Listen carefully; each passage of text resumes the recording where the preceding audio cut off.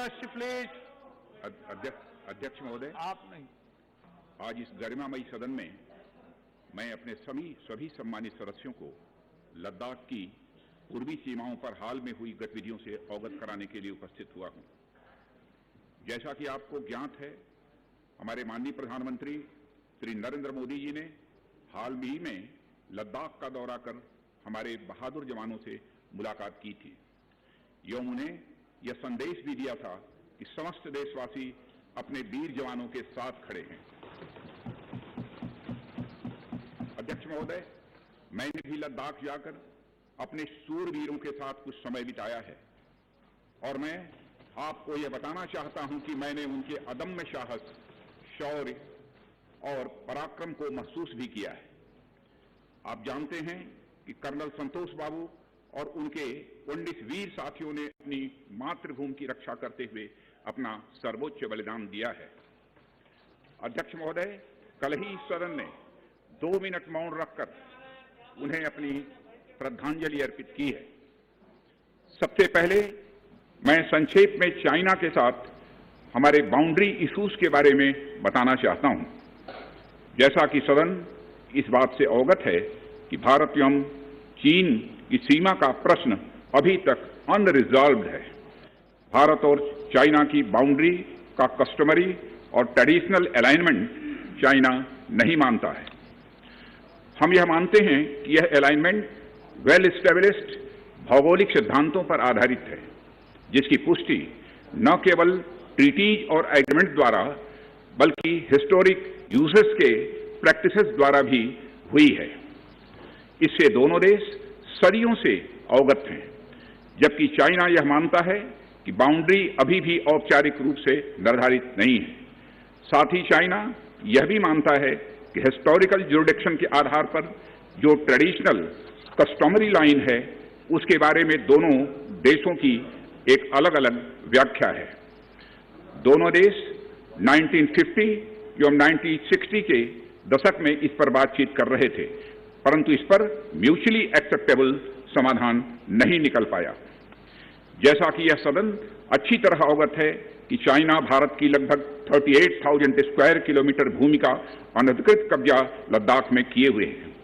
इसके अलावा 1963 में एक तथाकथित बाउंड्री एग्रीमेंट के तहत पाकिस्तान ने पीओके की 5,180 स्क्वायर किलोमीटर भारतीय जमीन अवैध रूप से चाइना को सौंप दी है। चाइना अरुणाचल प्रदेश की सीमा से लगे हुए लगभग 90,000 स्क्वायर किलोमीटर भारतीय क्षेत्र को भी अपना बताता है। अध्यक्ष महोदय, भारत तथा चाइना दोनों ने औपचारिक तौर पर यह माना है कि सीमा का प्रश्न एक जटिल मुद्दा है, जिसके समाधान के लिए पेशेंस की आवश्यकता है तथा इस इशू का फेयर, रीजनेबल और म्यूचुअली एक्सेप्टेबल समाधान शांतिपूर्ण बातचीत के द्वारा निकाला जाना चाहिए। अंतरिम रूप से दोनों पक्षों ने यह मान लिया है कि सीमा पर पीस और ट्रैंक्विलिटी बहाल रखना बाइलेटरल रिलेशंस को बढ़ाने के लिए यह अत्यंत आवश्यक है। मैं यह भी बताना चाहता हूं कि अभी तक इंडिया चाइना के बॉर्डर एरियाज में commonly delineated line of actual control नहीं है और एलएसी को लेकर दोनों का परसेप्शन अलग अलग है। इसलिए पीस और ट्रैंक्विलिटी बहाल रखने के लिए दोनों देशों के बीच कई तरह के एग्रीमेंट्स और प्रोटोकॉल्स भी हैं। इन समझौतों के तहत दोनों देशों ने यह माना है कि एलएसी पर पीस और ट्रैंक्विलिटी बहाल रखी जाएगी, जिस पर एलएसी की अपनी अपनी रेस्पेक्टिव पोजीशंस और बाउंड्री क्वेश्चन का कोई असर नहीं माना जाएगा। इस आधार पर वर्ष 1988 के बाद से दोनों देशों के बाइलेटरल रिलेशंस में काफी विकास हुआ था। भारत का मानना है कि बाइलेटरल रिलेशंस को विकसित किया जा सकता है तथा साथ ही साथ बाउंड्री मुद्दे के समाधान के बारे में भी चर्चा की जा सकती है, परंतु एलएसी पर पीस और ट्रैंक्विलिटी में किसी भी प्रकार की गंभीर स्थिति का बाइलेटरल रिलेशंस पर निश्चित रूप से असर पड़ेगा। अध्यक्ष महोदय, वर्ष 1993 और 1996 के समझौते में इस बात का जिक्र है कि एलएसी के पास दोनों देश अपनी सेनाओं की संख्या कम से कम रखेंगे। समझौते में यह भी है कि जब तक बाउंड्री इश्यूज का पूर्ण समाधान नहीं होता है तब तक एलएसी को स्ट्रिक्टली रेस्पेक्ट और एडहेर किया जाएगा और उसका उल्लंघन किसी भी सूरत में नहीं किया जाएगा। इन समझौतों में भारत व चाइना एलएसी के क्लैरिफिकेशन द्वारा एक कॉमन अंडरस्टैंडिंग पर पहुंचने के लिए भी कमिटेड हुए थे। इसके आधार पर 1990 से 2003 तक दोनों देशों द्वारा एलएसी पर एक कॉमन अंडरस्टैंडिंग बनाने की कोशिश की गई, लेकिन इसके बाद चाइना ने इस कार्रवाई को आगे बढ़ाने पर सहमति नहीं जताई। इसके कारण कई जगहों पर चाइना तथा भारत के बीच एलएसी परसेप्शंस में ओवरलैप है। इन क्षेत्रों में तथा बॉर्डर के कुछ अन्य इलाकों में दूसरे समझौतों के आधार पर दोनों की सेनाएं फेस ऑफ आज की स्थिति का समाधान निकालती हैं, जिससे कि शांति कायम हो। इससे पहले कि मैं सदन को वर्तमान स्थिति के बारे में बताऊं, अध्यक्ष महोदय, मैं यह बताना चाहता हूं कि सरकार की विभिन्न इंटेलिजेंस एजेंसीज के बीच कोऑर्डिनेशन का एक इलेबोरेट और टाइम टेस्टेड मैकेनिज्म है, जिसमें सेंट्रल आर्म पुलिस फोर्सेस और तीनों हमारी आर्म्ड फोर्सेस की इंटेलिजेंस एजेंसीज भी शामिल हैं। टेक्निकल और ह्यूमन इंटेलिजेंस को लगातार कोऑर्डिनेटेड तरीके से इकट्ठा किया जाता है तथा आर्म्ड फोर्सेस से उनके डिसीजन मेकिंग के लिए भी शेयर किया जाता है। अध्यक्ष महोदय, अब मैं सदन को इस साल की उत्पन्न परिस्थितियों से अवगत कराना चाहता हूं। अप्रैल माह से ईस्टर्न लद्दाख की सीमा पर चाइना की सेनाओं की संख्या तथा उनके आर्मामेंट्स में काफी वृद्धि देखी गई है। मई महीने के प्रारंभ में चाइना ने गलवान घाटी क्षेत्र में हमारी ट्रूप्स के नॉर्मल ट्रेडिशनल पेट्रोलिंग पैटर्न में व्यवधान शुरू किया, जिसके कारण फेस ऑफ की स्थिति उत्पन्न हुई। ग्राउंड कमांडर्स द्वारा इस समस्या को सुलझाने के लिए विभिन्न समझौतों तथा प्रोटोकॉल के तहत वार्ता की जा रही थी। इसी बीच मई महीने के मध्य में चाइना द्वारा वेस्टर्न सेक्टर में कई स्थानों पर एलएसी पर ट्रांसग्रेशन करने की कोशिश की गई। इसमें कोंगकाला, गोगरा एंड पेंगोंग लेक का नॉर्थ बैंक शामिल है। इन कोशिशों को हमारी सेनाओं ने समय पर देख लिया तथा उसके लिए आवश्यक जवाबी कार्रवाई भी की है। अध्यक्ष महोदय, हमने चाइना को डिप्लोमेटिक तथा मिलिट्री चैनल्स के माध्यम से यह अवगत करा दिया कि इस प्रकार की गतिविधियां स्टेटस को यूनिलेटरली बदलने का प्रयास है और यह भी साफ कर दिया गया कि ये प्रयास हमें किसी भी सूरत में मंजूर नहीं है। अध्यक्ष महोदय, एलएसी के ऊपर फ्रिक्शन बढ़ता हुआ देखकर दोनों तरफ के सैन्य कमांडरों ने 6 जून 2020 को मीटिंग की तथा इस बात पर सहमत बनी कि रेसिप्रोकल एक्शंस के द्वारा डिसएंगेजमेंट किया जाए। दोनों पक्ष इस बात पर भी सहमत हुए कि एलएसी को माना जाएगा तथा कोई ऐसी कार्रवाई नहीं की जाएगी जिससे स्टेटस को बदले। किंतु इस सहमति के वायलेशन में चीन द्वारा एक वायलेंट फेस ऑफ की स्थिति 15 जून को गलवान में क्रिएट की गई। हमारे बहादुर सिपाहियों ने, हमारे बहादुर सेना के जवानों ने अपनी जान का बलिदान दिया और साथ ही चीनी पक्ष को भी भारी क्षति पहुंचाई है। अध्यक्ष महोदय, और अपनी सीमा की सुरक्षा में वह कामयाब रहे। इस पूरी अवधि के दौरान हमारे बहादुर जवानों ने जहां संयम की जरूरत थी वहां संयम रखा तथा जहां शौर्य की जरूरत थी वहां शौर्य प्रदर्शित किया है। अध्यक्ष महोदय, मैं सदन से अध्यक्ष महोदय यह अनुरोध करता हूं कि हमारे दिलेर जवानों की वीरता एवं उनके बहादुरी की भूरी भूरी प्रशंसा की जानी चाहिए। हमारे बहादुर जवान अत्यंत मुश्किल परिस्थितियों में अपने अथक प्रयास से समस्त देशवासियों को सुरक्षित रख रहे हैं। एक ओर किसी को भी हमारे सीमा की सुरक्षा के प्रति हमारे डिटर्मिनेशन के बारे में संदेह नहीं होना चाहिए। वहीं भारत यह भी मानता है कि पड़ोसियों के साथ शांतिपूर्ण संबंधों के लिए आपसी सम्मान और आपसी सेंसिटिविटी भी आवश्यक है। क्योंकि हम मौजूदा स्थिति का डायलॉग के जरिए समाधान चाहते हैं और हमने चाइनीज साइड के साथ डिप्लोमेटिक और मिलिट्री एंगेजमेंट बनाए रखा है। इन डिस्कशंस में 3 की प्रिंसिपल्स हमारी अप्रोच को तय करते हैं। फर्स्ट, दोनों पक्षों को एलएसी का सम्मान और कड़ाई से पालन करना चाहिए। सेकंड, किसी भी पक्ष को अपनी तरफ से यथास्थिति का उल्लंघन करने का प्रयास नहीं करना चाहिए। और थर्ड, दोनों पक्षों के बीच सभी समझौतों और अंडरस्टैंडिंग्स का पूर्णतया पालन होना चाहिए।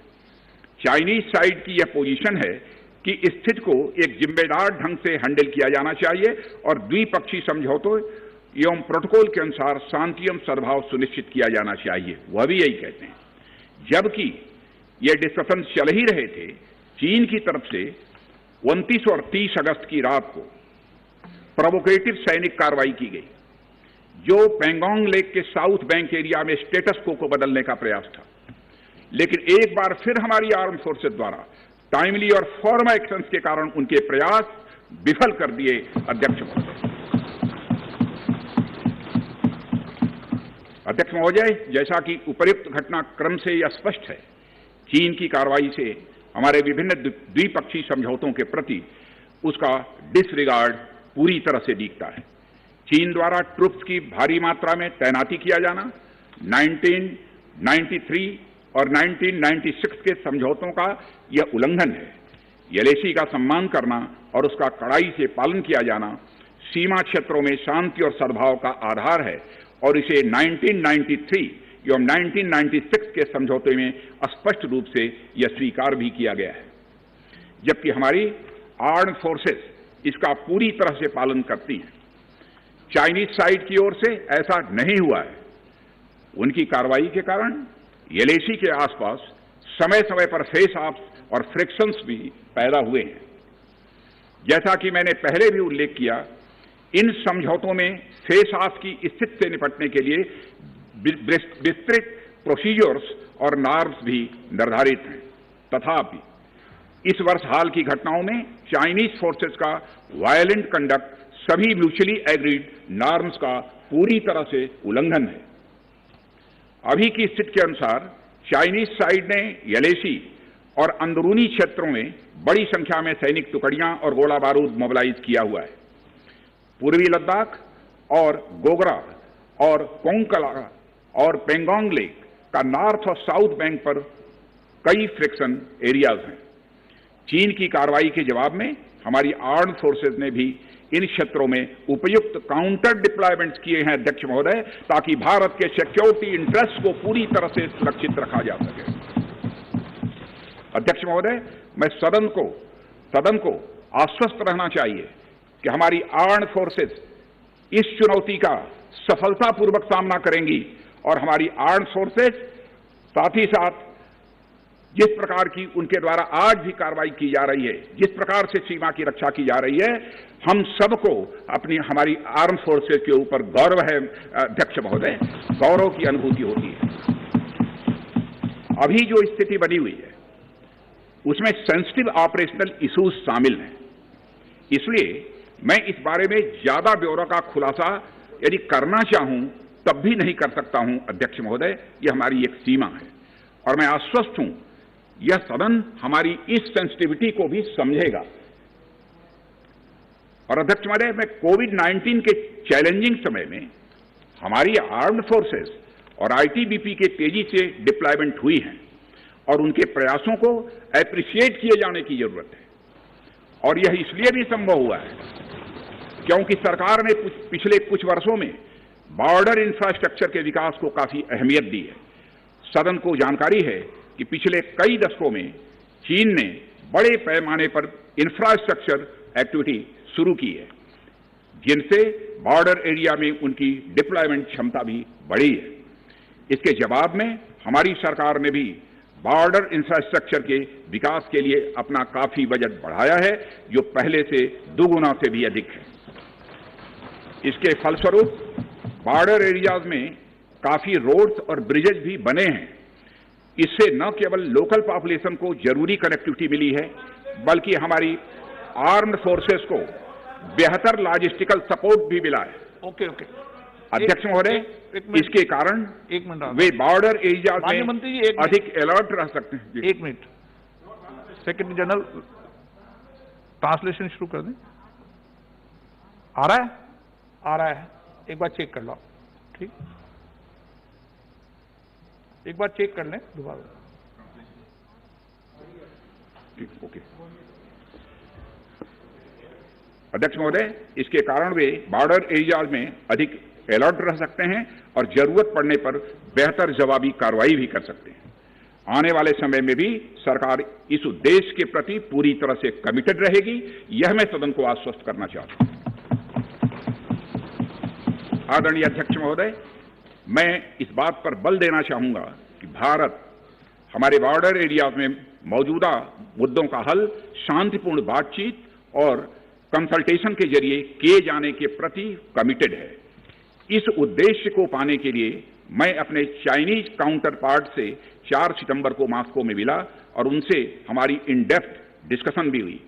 मैंने स्पष्ट तरीके से हमारी चिंताओं को चीनी पक्ष के सामने रखा, जो उनकी बड़ी संख्या में ट्रूप्स की तैनाती और उनका एग्रेसिव बिहेवियर और यूनिलैटरल स्टेटस को बदलने की कोशिश से रिलेटेड था। मैंने यह भी स्पष्ट किया कि हम इस मुद्दे को शांतिपूर्ण ढंग से हल करना चाहते हैं और हम चाहते हैं कि चीनी पक्ष हमारे साथ मिलकर काम करे। वहीं हमने, अध्यक्ष महोदय, यह भी स्पष्ट कर दिया कि हम भारत की सॉवरेनिटी और टेरिटोरियल इंटीग्रिटी की रक्षा के लिए पूरी तरह से डिटरमिन्ड हैं। इसके बाद मेरे कोलीग विदेश मंत्री श्री जयशंकर जी भी 10 सितंबर को मॉस्को में चाइनीज विदेश मंत्री से मिले। दोनों एक एग्रीमेंट पर पहुंचे कि यदि चाइनीज साइड द्वारा सिंसियरली और फेथफुली एग्रीमेंट को इंप्लीमेंट किया जाता है तो कंप्लीट डिसएंगेजमेंट प्राप्त किया जा सकता है और बॉर्डर एरिया में शांति स्थापित हो सकती है। अध्यक्ष महोदय, जैसा कि सभी सम्मानित सदस्यों को जानकारी है कि बीते समय में भी चीन के साथ हमारे बॉर्डर एरियाज में लंबे स्टैंड ऑफ्स की स्थिति यह कई बार बनी है, जिसका शांतिपूर्ण तरीके से समाधान भी किया गया था। हालांकि इस वर्ष की स्थिति, चाहे वो ट्रूप्स की स्केल ऑफ इन्वॉल्वमेंट हो या फ्रिक्शन पॉइंट्स की संख्या हो, वह पहले से बहुत अलग है। फिर भी हम मौजूदा स्थिति के शांतिपूर्ण समाधान के लिए पूरी तरह से कमिटेड हैं। इसके साथ साथ मैं सदन को आश्वस्त करना चाहता हूं कि हम सभी परिस्थितियों से निपटने के लिए भी तैयार हैं।